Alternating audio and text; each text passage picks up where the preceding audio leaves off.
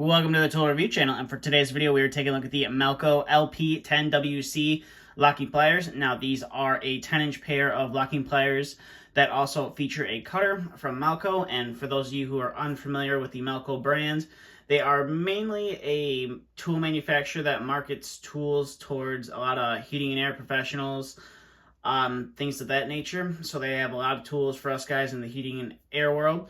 But they also did announce that they were coming out with some Eagle Grip pliers quite a few years ago.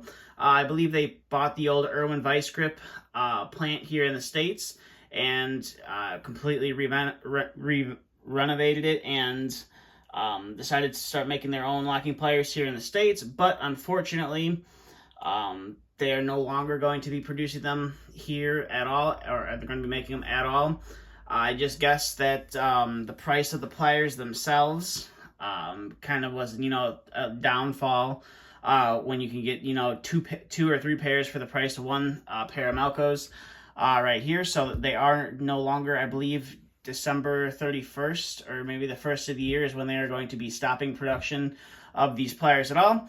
So if you are looking to get yourself a set of them before, you might want to do that before then. So to start out the video here, we're going to take a look at the pliers themselves.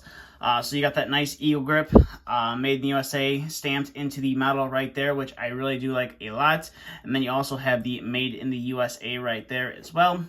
And then coming to the rear end of the tool, you got this nice adjustable, this is how you adjust the open and close of your plier, or of the tool itself. And then one cool thing about these is they did also offer a like a hex style head that you can insert into there if you really needed to crank these down.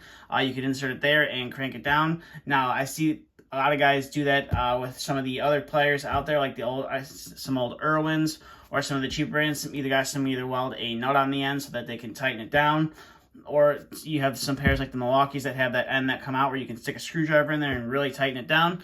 So this was Malco's answer to that. And as you can see, these are relatively new. I mainly bought these to use on a pretty large project I'm going on right now at work, where I'm going to be hanging some oval spiral that has some pretty large flanges on it, and you have to clamp both of those two flanges together while the spiral's up in the air, so that way you can screw it all together, and you want to close that gap up as much as possible. So using these really helps close that gap up. But other than that, it's relatively pretty simple, and it is in DeWitt, Nebraska is where that plant was. You got the Malco name right there, and then you have your model number right there as well. Now, I believe the Snap-on model numbers, because Snap-on did rebrand these pliers as well, is pretty much the exact same as the Malco one. But other than that, these are a fairly nice pair of locking pliers. They do have some great functionality to them as well. And as you can see, I do have two pairs of them right there, which is nice. But they are fairly simple to operate. All you really have to do to get them to open is just push down. And then this is, like I said, this is your adjustment, so you can adjust how far the jaws right there are going to open and close. And sorry about hitting the camera right there with the mechanism. But this is pretty simple, pretty straightforward on how it opens and closes. You can see right there.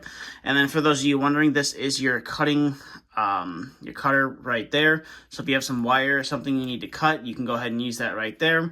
So I'll go ahead and close the tool up there, and I'll bring in a little bit of a harder wire. I got this out of some flexible ductwork, so it is a little bit hard. A little bit harder of a material, so let's go ahead and see if these pliers can cut it. So we'll go ahead and set those in there, and we'll give it a squeeze, and they indeed are able to cut it, and sent that flying off into the background. So definitely overall, these are definitely a nice pair. As you can see, I own two 10-inch pairs of these.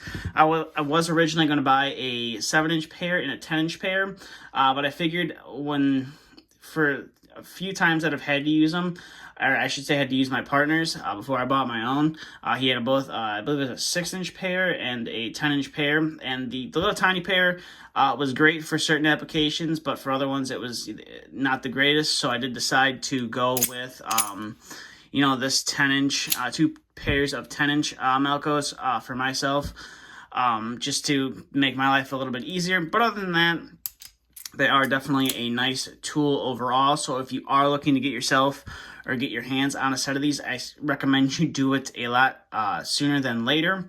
Because I'm sure eventually, just like everything, when they stop producing them, they are going to be a little bit harder to get your hands on, and the price is going to go up.